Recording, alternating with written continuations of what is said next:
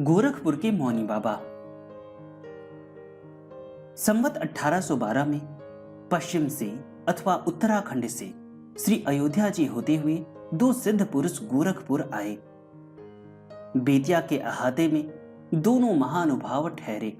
उनमें से एक मौनी थे और दूसरे परमहंस, जिनका विशुद्ध चक्र जागृत रहता है बहुत अच्छे तरीके से, तो उनके नाम के आगे ना हंस की उपाधि लगाई जाती है। विशुद्ध चक्र अगर आपका जाग जाए तो आपको करीबन 18 सिद्धियों की प्राप्ति होती है। कुछ ही दिनों के बाद परमहंस जी चले गए और वरहज में पहुंचकर पुण्य सलीला श्री सरयू तट पर भजन करने लगे। परमहंस श्री राघवदास जी के गुरु महाराज श्री स्वामी अनंत प्रभु परमहंस थे, परंतु मौनी बाबा वहीं रह गए। उस समय उनकी अवस्था 60-65 वर्ष की रही होगी। ढील ढोल बहुत लंबा था, मुखमंडल ज्योतिर्मय था, केवल एक कौपीन धारण करते थे, मौनी थे, किसी से कुछ बोलते नहीं थे। एक वृक्ष के नीचे उनका मृग चर्म बिछा हुआ था, उसी पर वे ध्यान मग्न बैठे रहते। क्या खाते पीते थे किसी को मालूम नहीं। बड़े प्रातःकाल कहीं से स्नान करके कमंडलों में जल लिए हुए बहुधा दिखाई देते थे। कब वे स्नान को गए, कहां गए, कोई नहीं जान सका। एक दिन बड़े आश्चर्य से लोगों ने देखा कि पृथ्वी से एक हाथ ऊंचा उनका आसन उठा हुआ है और वे अधर में स्थित है। इस दशा में वह 11 दिनों तक रहे। दर्शन करने वालों की सदा भीड़ लगी रहती थी। उन दर्शकों में नगर के सुप्रसिद्ध व्यक्ति भी थे। मथुरा प्रसाद खंजानची, लाल ठुरमुनदास, किशुन जी, छोटे काचीपुर के भक्त जी, बैजू बाबू, शाह सब्जपोश, मियाँ साहब, बाबा गंभीरनाथ, भैरव प्रसाद वकील, गोविंद रामदास वकील आदि सभी गण्यमान व्यक्ति इस योग सिद्धि को देखकर चकित हो गए।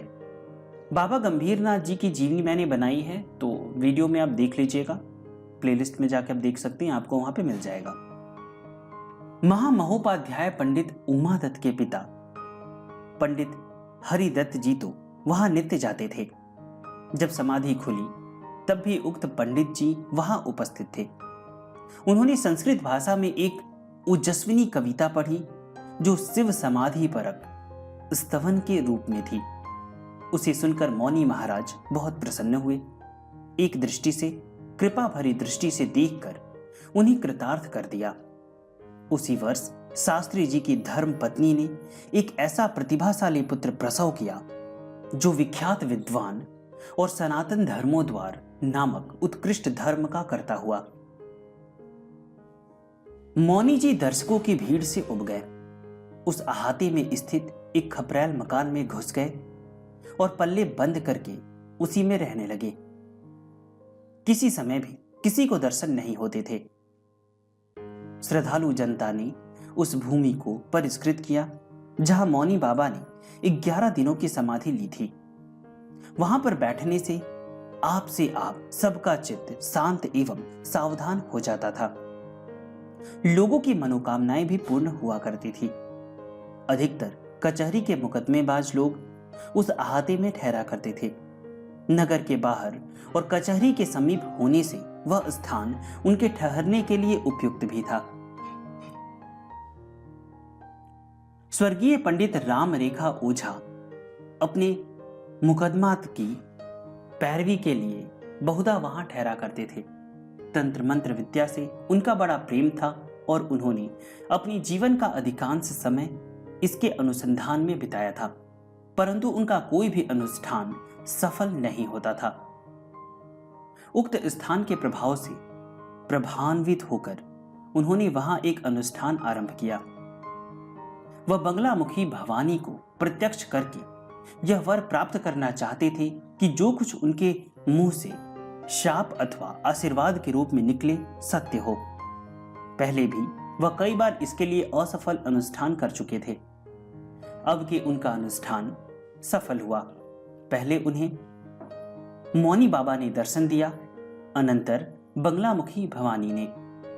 उन्हें वर भी प्राप्त हुआ, परंतु उन्होंने उस वर का दुरुपयोग कभी नहीं किया, क्योंकि मौनी बाबा के उपदेश से उन्होंने क्रोध को सदा के लिए त्याग दिया था। उन्हें किसी को शाप देने की नौबत नहीं आई। हाँ, आशीर्वाद से उन्होंने बहुतों का कल्याण किया।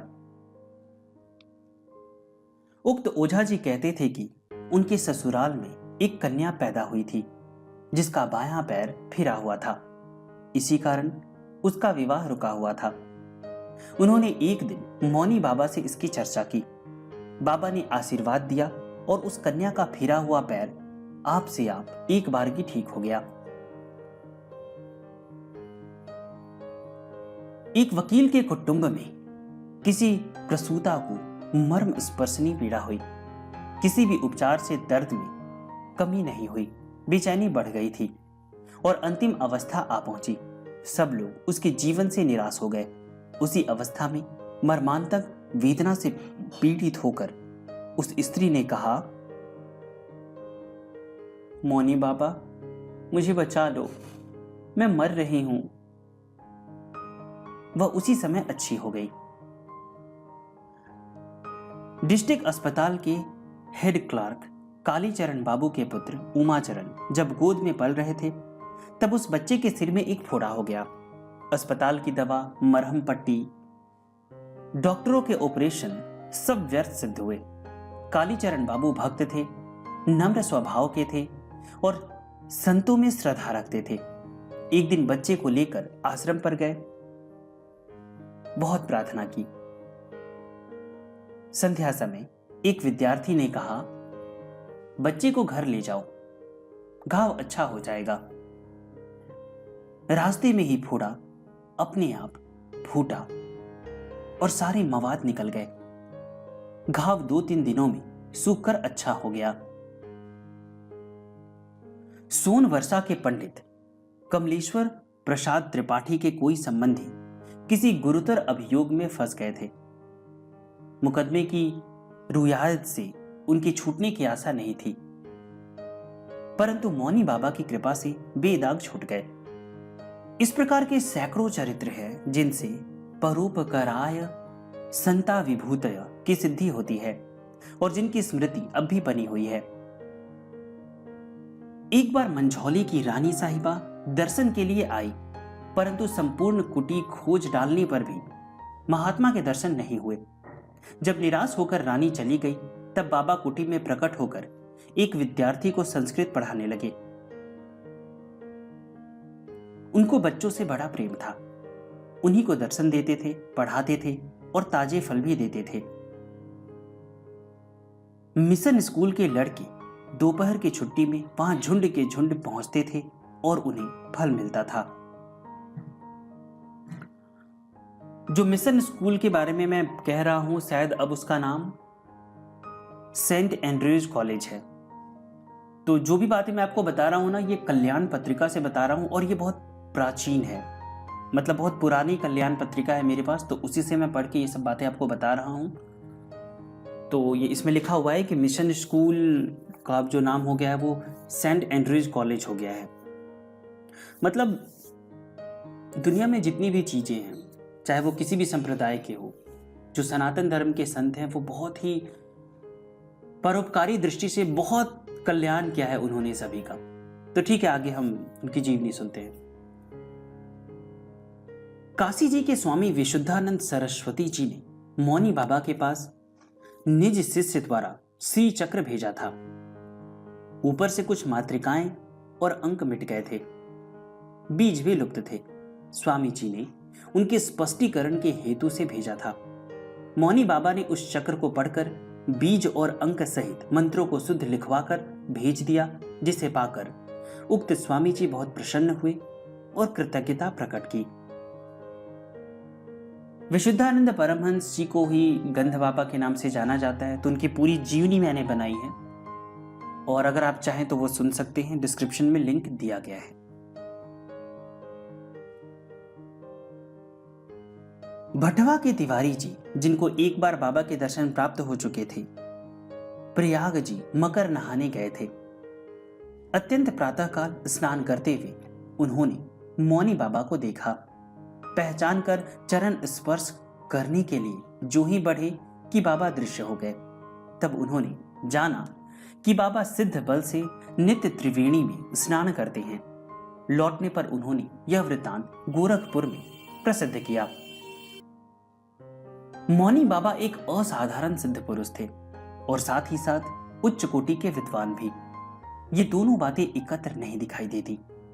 बहुत दिनों तक सबको सुखी देखकर अतुल उपकार करके सन 1893 ईस्वी की 23 जुलाई को बाबा एकाएक भौतिक शरीर त्याग कर परम धाम को पधार गए। उनकी अर्थी के साथ हजारों आदमी थे। स्कूल और पाठशालाओं के छात्रों की संख्या भी पर्याप्त थी। राप्ती के किनारे फोटो लिया गया और अंतिम दर्शन से जनता कृतार्थ हुई। अब भी बेतिया के अहाते में मौनी बाबा की कुटी वर्तमान है, जो प्रेमियों की श्रद्धा, वंदना और आराधना का केंद्र है। इस निबंध के लेखक के पास बाबा की लिखवाई हुई 2 पुस्तकें हैं। एक का नाम है प्रसंग पारिजात, यह पैसाची भाषा में है, मंत्र स्वरूप और अनुष्ठेय है। उसका हिंदी अनुवाद भी उन्हीं का लिखाया हुआ है। दूसरी पुस्तक का नाम है मानस तंत्र। इसमें श्री रामचरित मानस के कतिपय चौपाइयों के तांत्रिक प्रयोग लौकिक एवं पारमार्थिक कार्यों के लिए बतलाए गए हैं, जो सबके काम के हैं, परंतु इन दोनों पुस्तकों के प्रकाशन के संबंध में उनकी निषेध आज्ञा है। तो जैसा कि मैंने आपको बताया कि इसे मैं कल्याण से बता रहा था और इनके लेखक हैं महामहोपाध्याय श्री बालक राम विनायक जी। मैं आप लोगों से क्षमा चाहता हूं कि इन दोनों पुस्तकों के बारे में जो भी मैंने आपको यहाँ पे बताया, उन्होंने जो 2 पुस्तकें लिखी है, तो उसके बारे में और ज़्यादा मुझसे आप कमेंट करके या मेल करके या व्हाट्सएप करके प्रश्न ना पूछें, क्योंकि इसके बारे में मुझे कोई जानकारी नहीं है। और मैं आप लोगों को बात बताना चाहता हूँ, बहुत ऐसे लोग हैं जो मुझे व्हाट्सएप करके कहते हैं कि आप मुझे किसी सिद्ध संत का आशीर्वाद दिला दीजिए, उनका दर्शन करवा दीजिए। तो देखिए, वो संभव नहीं है। मैं यहाँ पे क्लियरली आप लोगों को बता देना चाहता हूँ कि मैं आपको किसी सिद्ध संत से नहीं मिला सकता। क्या आप लोगों को सिद्ध संतों के बारे में सुनने को मिल रहा है, उनके चरित्र को आत्मसात करने को मिल रहा है, क्या ये कम है? देखिए, ये मेरा निजी विचार है। मैं समझता हूं कि मैं संतों के बारे में मुझे पढ़ने को मिला, भगवान ने इतनी कृपा की मुझ पे, यही मेरे लिए काफी है। मैं महाअवतार बाबा जी के तस्वीर को देख लेता हूं, यही काफी है मेरे लिए कि मुझे कम से कम ऐसा भागवत हृदय मिला। मेरे हृदय में भगवान ने इतनी कृपा की कि मुझे उनके बारे में पढ़ने को मिल रहा है, उनके तस्वीर को देखने को मिल रहा है कि वो कैसे दिखते होंगे। यही मेरे लिए काफी है। और एक और मैं आपको बात बताना चाहता हूं, अगर आप अपने रोग, अपने दुख को लेके आप किसी संत के पास जाना चाहते हैं कि उनसे मैं मिलूं और मेरे रोग कष्ट सब दूर हो जाएं, तो ये गायब नहीं होते हैं। सिद्ध संत क्या करते हैं कि आपके सारे रोग को अपने ऊपर ले लेंगे। तो क्या आप चाहते हैं कि उनको कष्ट हो? आपने जो प्रारब्ध में जो भी पाप किए हैं, आप चाहते हो क्या कि आपके पाप का जो कर्म है, मतलब जो फल है, वो किसी और को मिले, वो भी इतने बड़े महात्मा, भगवान के इतने बड़े भक्त को? एक छोटी सी बात मैं आपको बताता हूं, बद्रीनाथ की घटना है ये। एक माता गुफा में जाती थी हमेशा, एक बाबा जी के लिए, सिद्ध संत थे वो, मतलब खाना लेके जाती थी, पानी लेके जाती थी, बहुत सेवा करती थी उनकी। एक दिन की बात है कि एक बार उनके माता जी का जो छोटा बच्चा था, उनको चेचक हो गया। चेचक शायद आप समझते होंगे, मतलब पूरे बॉडी पे ना काला काला छल्ला ऐसे, मतलब बहुत फोड़ा उत्पन्न हो गया। और माँ है, उनको दुख होगा ही, वो बहुत रोने लगी कि मेरे बच्चे को क्या हो गया। तो वो जाती है, उस गुफा में जाती है और वो सिद्ध संत जो होते हैं उनको कहती है कि बाबा मेरे बालक को ठीक कर दीजिए, बहुत पीड़ा में है वो, मैंने आपकी बहुत सेवा की है। तो बाबा जी कहते हैं जा जा, बहुत सेवा की है, जा जा। मतलब बाबा जी उस स्त्री को वहां से भगा देते। तो वो बहुत रोती है, उसका कहती है कि मैंने आज तक इतनी सेवा की आपकी, आपसे मैंने कुछ भी नहीं मांगा, और आज मेरा पुत्र इतने कष्ट में है और मैं एक छोटी सी चीज मांग रही हूं तो आप मुझे भगा रहे हैं। वो रोती रोती घर चली आई, और जब वो घर आई रोते हुए अपने पुत्र के बारे में सोचते हुए कि अब उसका क्या होगा, कैसे दूर होगा ये कष्ट, मैं कहाँ जाऊं, किसके पास जाऊं, क्या करूं मैं, हे भगवान मैं क्या करूं। वो बहुत रोने लगती है, विलाप करने लगती है। और जब घर आके देखती है तो उनका जो छोटा बेटा होता है उसके शरीर से सारे वो दाग ना गायब हो चुके होते हैं, वो बिल्कुल स्वस्थ हो चुका होता है और वो खेल रहा होता है।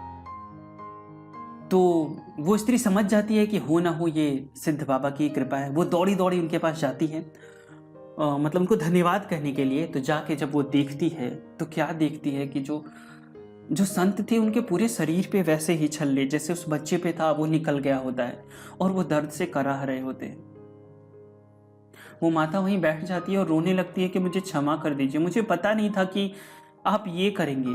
तो मैं आप लोगों से भी यही निवेदन करता हूं कि आप ऐसा ना समझे कि सिद्ध संत चमत्कार से आपको ठीक कर देंगे, वो आपके सारे दुख को अपने ऊपर ले लेंगे। तो क्या आप चाहते हैं कि आपके वो सारे दुख, आपने प्रारब्ध में जो भी कर्म किए हैं उसका फल कोई और भोगे?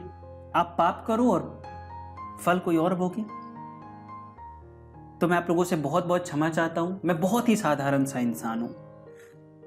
सिद्ध संतों की जीवनी आप लोगों तक ला पा रहा हूं, यही मेरे लिए बहुत बड़ी बात है। मैं आपको किसी सिद्ध संत से नहीं मिला सकता, सो कृपया मुझे व्हाट्सएप पे या मेल करके या कमेंट करके ये ना बोले कि आप मुझे किसी सिद्ध संत से मिलवा दीजिए।